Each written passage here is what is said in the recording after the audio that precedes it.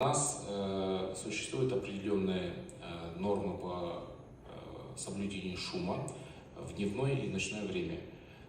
За данными нормами, согласно законодательству Республики Казахстан, закреплены за Департаментом санитарно-эпидемиологического контроля в городе Алматы.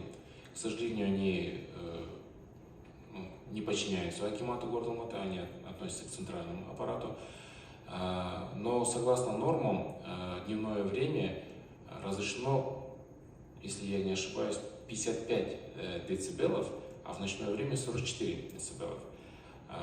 Согласно законодательству, по идее, граждане должны обращаться в данный департамент, вызывая их, они должны делать замер, действительно ли нарушаются нормы или нет.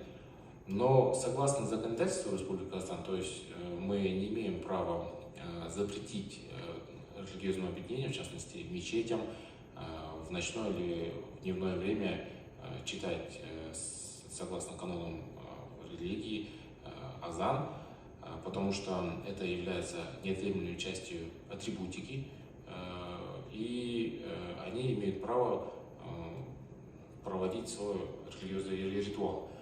Однако имеются соответствующие нормы, о которых я сейчас выше отмечал.